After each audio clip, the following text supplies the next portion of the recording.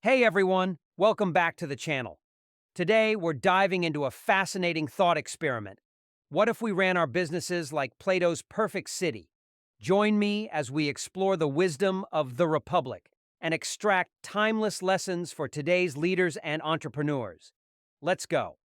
Book 1, Justice and Happiness.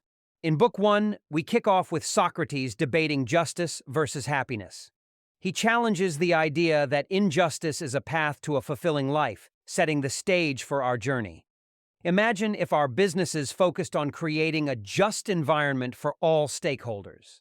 As Socrates puts it, justice is virtue and wisdom. The whole is greater than the part. This reminds us that a business thriving on fairness and wisdom outperforms any short-term gains from cutthroat tactics. Book 2. The Ideal City. Moving to Book 2, we build our ideal city, a metaphor for a well-organized company. Socrates argues, the origin of a city lies in the fact that we are not self-sufficient, but have many needs. This highlights the importance of teamwork and diversity in our businesses, ensuring a symphony of skills and perspectives. Book 3. Education and Guardians.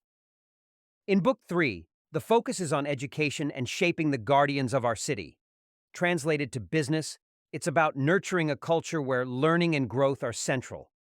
The first and greatest victory is to conquer yourself, Plato says, urging us to foster self-discipline and continuous improvement in our teams. Book 4. Justice in the City and Soul. Book 4 dives deeper into justice, identifying three parts of the soul: the rational, spirited, and appetitive. Socrates' insight, justice is having and doing what is one's own, can inspire us to ensure that roles in our businesses align with individual strengths and passions, maximizing harmony and productivity. Book 5. Roles and Philosopher-King. In Book 5, we discuss the radical idea of philosopher-kings. Imagine leaders who rule not for power, but for the good of the organization. Until philosophers are kings, or the kings and princes of this world have the spirit and power of philosophy, cities will never have rest from their evils. Plato challenges us to be visionary leaders, grounded in wisdom and ethics. Book 6, The Philosopher-King.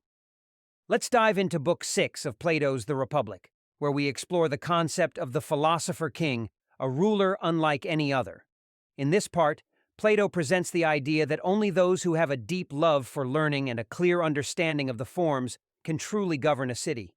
Imagine leaders in our businesses who aren't just skilled in their trades, but are also wise, fair, and truly understand what makes a company thrive. Plato asserts, until philosophers are kings, or the kings and princes of this world have the spirit and power of philosophy, cities will never have rest from their evils. This isn't just about knowing, it's about having the wisdom to apply it for the greater good. It challenges us to ask, are we leading with wisdom, or are we just chasing success? Plato reminds us, the measure of a man is what he does with power. In our context, it's about ethical leadership and responsible decision-making. Book 7, The Allegory of the Cave. Next, let's explore Book 7, where Plato gives us the unforgettable allegory of the cave, a metaphor for enlightenment and education. Plato describes prisoners chained in a cave, only able to see shadows on a wall, mistaking these illusions for reality. One prisoner is freed and discovers the world beyond the cave, representing the philosopher's journey to understand the forms and the essence of truth. This allegory speaks volumes about our modern workplaces. How often do we accept shadows or illusions as truth without questioning or seeking deeper understanding? The heaviest penalty for declining to rule is to be ruled by someone inferior to yourself. This allegory urges us to break free from complacency, to seek out the light of knowledge, and to return, enlightened, ready to lead with insight and empathy. Book 8, The Decline of Cities and Souls. Book 8 warns us of the decline through poor leadership styles: timocracy, oligarchy, democracy, and tyranny. Each represents a deviation from justice and reason. It's a call to be vigilant against the erosion of values and integrity in our businesses.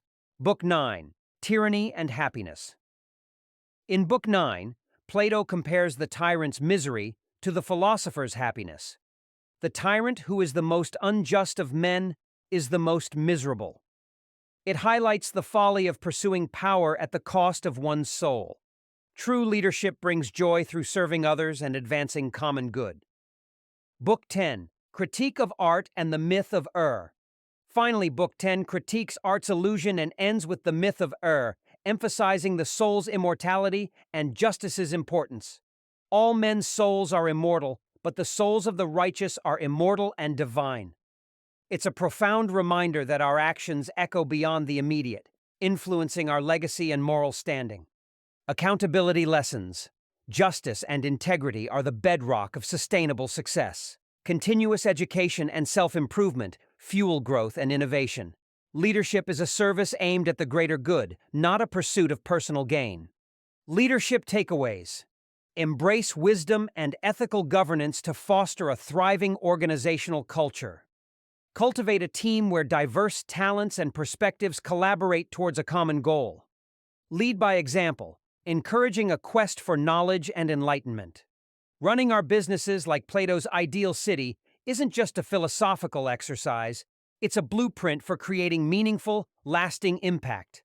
Let's build companies that not only succeed financially, but elevate our collective human spirit. If you found this summary helpful, give this video a thumbs up and don't forget to subscribe for more executive book summaries. Thanks for watching, and remember, the journey to wisdom and justice starts with us. Let's go.